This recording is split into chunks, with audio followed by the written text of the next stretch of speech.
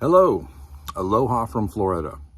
My name is Keith Cameron Smith, for those of you who don't know me. But first things first, you never step on another man's stage or platform without acknowledging them and saying thank you. So, Greg, thank you for this opportunity. Thank you for the invitation to be here and share our perspective of the earth, our perspective of creation. I know that Dean and David and Austin and Dean's PhD friend and Tim, I know they will do a great job representing our observable reality. So I'm not going to get deep into the proofs for flat earth, the many, many thousands of them. I'm just going to share my testimony, my experience of how I got into flat earth and my journey over the last about 7 years now. It started for me in 2017.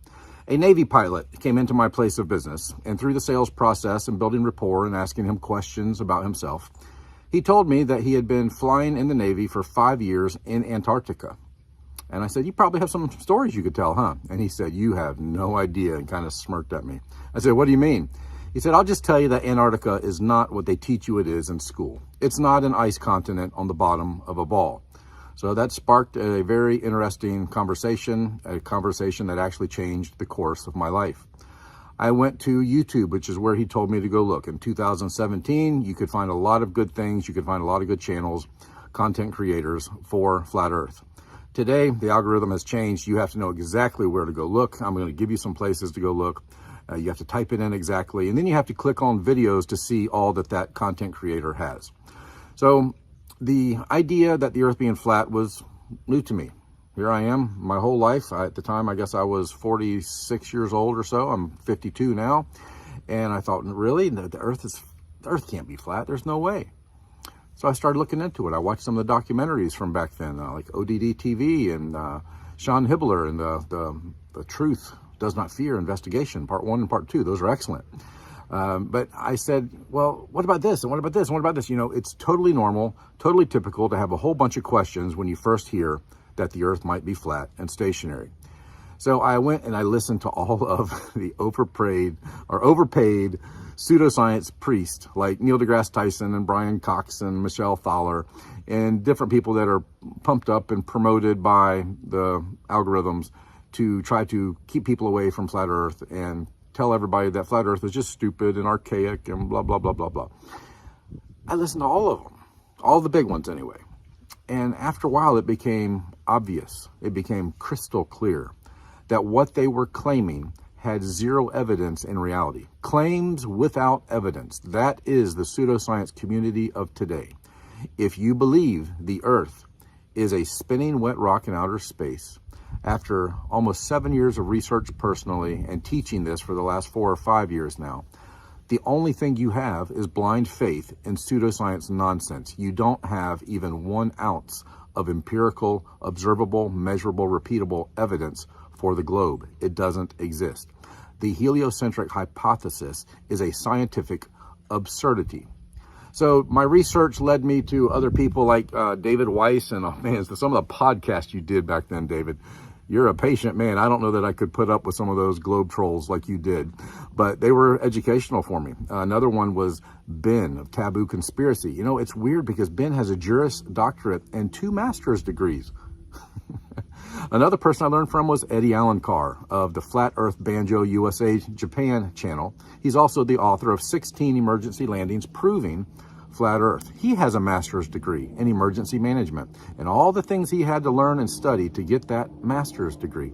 You know, this accusation that flat earthers are stupid and broke and live in their mama's basement, it's the opposite. Just like the earth is not spinning and it's not curved, the opposite is it's flat and it's stationary. This accusation that flat earthers are stupid is the opposite. Flat earthers are some of the most intelligent, smart, independent, critical thinking people I have ever met. I'm one of them. I'm not the smartest guy in the world, but I'm certainly not stupid. I'm an author. I have books by major publishing companies selling in many countries and languages around the world. I used to travel and fly almost every week somewhere teaching at a business event or a church. I've been in many churches, even churches like Greg's. But I gave all that up. 2017, my wife and I had more and more children. I've been married 25 years now. My wife and I have 7 children together, and we're busy working and paying for their food and their clothes and their shelter, which they live in a really nice place. But I gave all that up and I just started working and raising my family. And then flat earth hit me. I mean, we call it being flat smacked sometimes. It hit me. It smacked me upside the head. And that conversation with that Navy pilot really did change the course of my life. And I started learning from these guys. And I recommend those guys I just mentioned to you. If you don't know who they are, check them out. Check out the work, the countless hours of work they put into it. I learned a lot of good things from them. And then I guess about almost 2 years ago now, I met Vika Drazev. He is the creator and director of the documentary Flatten the Curve, with many commercial and military pilots, as well as other professionals like aeronautical engineers, merchant marines, the guys who navigate submarines, all proving with real-world applications that the Earth is flat and stationary. I started going on Vika's podcast, and after, this was maybe a year and a half ago now, after a few months, Vika said, guys, I got another idea for another documentary. Hey, squirrel. Squirrel. And, that happens down the rabbit hole. The rabbit hole has a lot of rabbit trails, and sometimes you see a squirrel or something else. But anyway, life is good. Vika said, hey, I got this idea for this new documentary. Keith, would you like to be in it? And he told me what it was. I said, yeah, I would love to be in it. So I had gained enough knowledge at that point to communicate clearly that the Earth is an enclosed electrical, topographical, stationary plane. And his idea was for the new documentary. It's called The Mechanical Realm. If you haven't seen it yet, it should be, by the time of this debate, it should be free everywhere. It is about the Antikythera mechanism, this little device, this little machine that is allegedly, according to science, 2,000 years ago. But science is confused. Isn't it funny that they're always caught off guard? They're always surprised. They're always confused. We don't understand. Maybe because your beliefs are wrong. Maybe because your beliefs are blatantly false. But the science community says this little shoebox device, this machine, shouldn't have existed 2,000 years ago.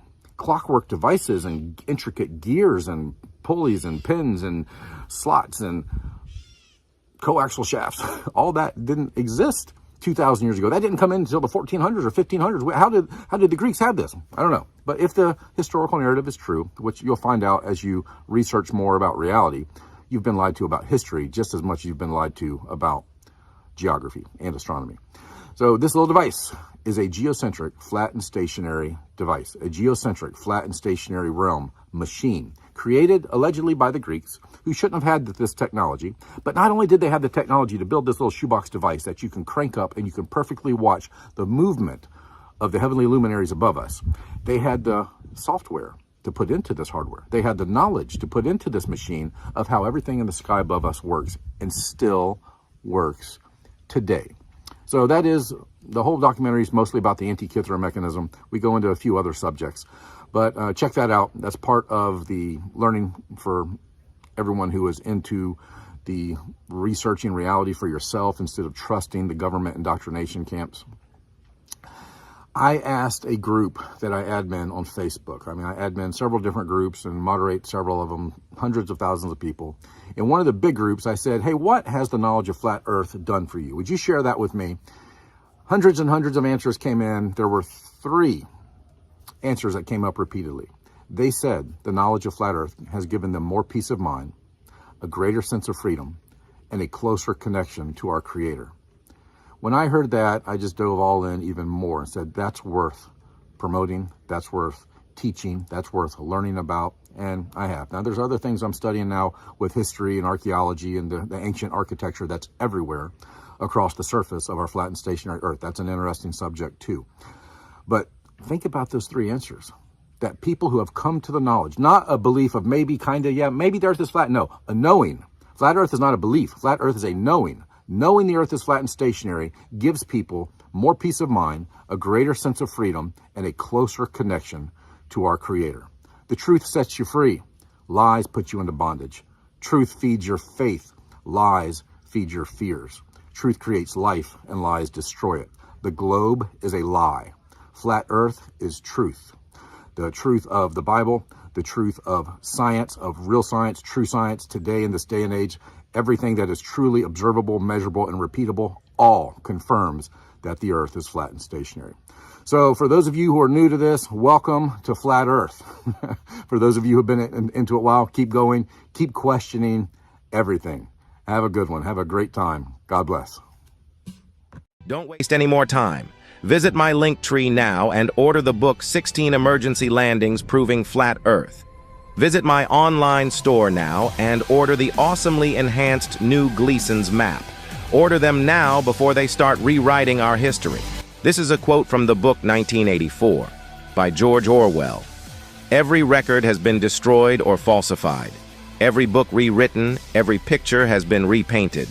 Every statue and street building has been renamed. Every date has been altered. And the process is continuing day by day and minute by minute. History has stopped.